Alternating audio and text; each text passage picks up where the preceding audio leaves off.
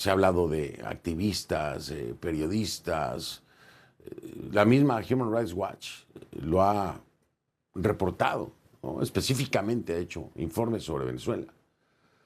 Human Rights Watch asegura que durante 2025 la represión contra la oposición siguió siendo una constante el año pasado. Se denunció lo que ya se había denunciado mucho tiempo atrás: detenciones arbitrarias, desapariciones forzadas, abusos a personas detenidas, intimidación contra periodistas, activistas y manifestantes, en fin. CNN contactó al Ministerio para la Comunicación y la Información de Venezuela para pedir comentarios sobre el contenido del documento y está en espera de respuesta, pero el gobierno de Venezuela ha negado sistemáticamente que existan torturas o condiciones inhumanas en sus cárceles. Las autoridades del régimen afirman que respetan los derechos humanos de los reclusos, que las denuncias de tortura o maltrato son parte de campañas de desprestigio, dicen, impulsadas por actores internacionales o grupos opositores. Pero hay muchas voces que dicen lo contrario. Nuestro próximo invitado vivió en carne propia lo que es ser un preso político. El 15 de abril de 2024, el activista y periodista Carlos Julio Rojas, fue detenido en Caracas. Desde su cuenta de X se denunció que hombres encapuchados y vestidos de negro se lo habían llevado. No se habían identificado, prácticamente un secuestro, ¿no? Una desaparición forzada. Horas después, el fiscal del régimen, el fiscal general Tarek William Saab, lo relacionó con un supuesto intento de magnicidio contra Nicolás Maduro. Son acusaciones que Rojas ha negado. Fue liberado el 14 de enero de este año, por supuesto, tras 638 días en prisión, casi 2 años en prisión. En CNN contactamos para pedir comentarios sobre el caso al Ministerio de Comunicación e Información y al Ministerio Público también. No hemos tenido respuesta, la seguimos esperando. Porque aunque el gobierno venezolano ha negado esto de manera sistemática, o sea, que existan torturas o condiciones inhumanas en sus cárceles, y que digan que defienden los derechos humanos, en el terreno hay quienes cuentan otra historia. Y las denuncias dicen todo lo contrario. Y lo que se ha presentado en la Corte Penal Internacional de La Haya no tiene nada que ver con lo que defiende el régimen.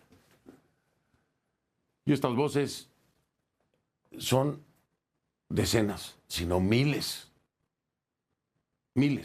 que se escuchan alrededor del mundo. Vamos a hablar con mi invitado esta noche, si le parece. Está con Carlos Julio Rojas, periodista, defensor de derechos humanos, preso de conciencia declarado por Amnistía Internacional, con una descripción espantosa de lo que tuvo que enfrentar mientras estuvo detenido en el helicoide. Y lo llevaba yo al escenario actual. Le decía yo, Carlos Julio Rojas, hoy se llevaron a Cilia, se llevaron a Maduro, y pareciera que de alguna forma se ha legitimado al resto del régimen, ¿no? Por el propio Donald Trump, ahí los tiene, como una especie de socios comerciales, no sé cómo interpretarlo, pero están funcionando en términos comerciales y están operando. No llegó María Corina, no llegó Edmundo González, que va a haber una transición a futuro. Y cuando yo voy hacia atrás en el tiempo, siempre hemos escuchado la exigencia justa, ¿no? Que se haga justicia contra todos estos violadores de derechos humanos o presuntos violadores de derechos humanos. Y los veo a esos señalados y siguen ahí sin que se les haya tocado. Y yo me pregunto, Carlos Julio, ¿qué piensas y qué esperas? ¿Llegará justicia para ti en algún momento? Sí, yo te puedo decir de que no puede haber reconciliación sin justicia. La justicia no es un regalo ni una dádiva. La justicia se conquista con la exigencia, con la ética, con la moral, con el ciudadano exigiendo que realmente se dé justicia. Es decir, queremos una transición con justicia.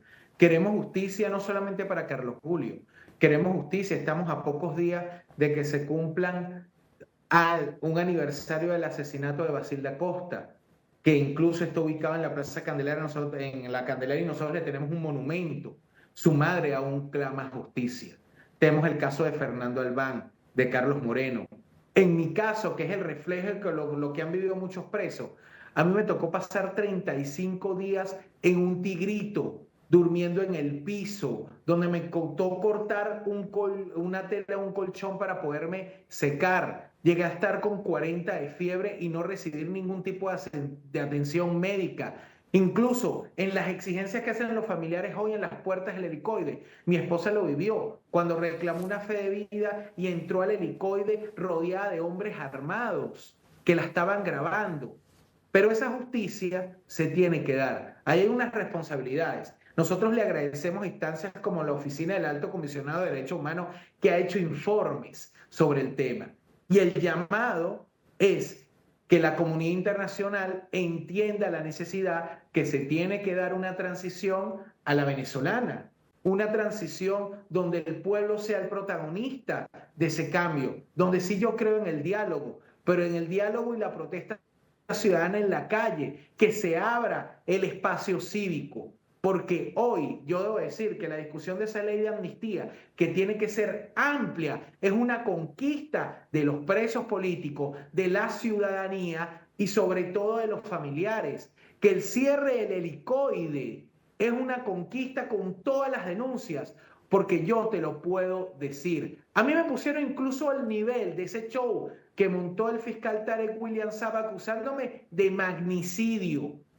Me pusieron, y esa tortura fue muy importante, me pusieron a recibir visita con una de las personas que grabó el video. Y él mismo llegó en plena visita y me dijo, ¿tú eres el periodista Carlos Julio Rojas? Yo, sí, mucho gusto, Jerry Hostos. Y yo le digo, váyase a su mesa que yo usted no lo conozco. Es decir, frente a los custodios y frente a la visita, se demostró que eso era un show. Entonces yo lo que creo que es importante y el llamado es al propio gobierno de los Estados Unidos, a la comunidad internacional, de que se pueda llevar a cabo una transición donde es importante, porque aquí se pasó hambre. Yo terminé preso en el año 2015 reclamando las colas inhumanas donde tenías que hacer, te marcaban como ganado. Pero la economía no puede estar por encima de los derechos humanos. La economía no puede estar por encima de la justicia. La economía no puede estar por encima de la necesidad de elecciones libres y democráticas. Porque el ciudadano hoy lo que clama es un país con normalidad y con progreso y no más torturas. Eso lo digo. Porque incluso el hecho de que tú no salgas con libertad plena y con un bozal, eso es una forma de tortura. Claro. Claro, completamente. No, además no es libertad, a final de cuentas, mucho menos para un periodista. Pero qué forma tan clara de decirlo, ¿no? Nada de esto puede estar por encima de lo otro. Lo dejo con eso, es una gran y profunda reflexión que necesitan hacer aquí en Estados Unidos. Carlos Julio Rojas, ha sido un placer, hermano. Gracias, colega. Fuerza y gracias por esta rebeldía, si la quieren llamar así, que yo creo que es más valentía que cualquier otra cosa. Te mando un abrazo con todo cariño.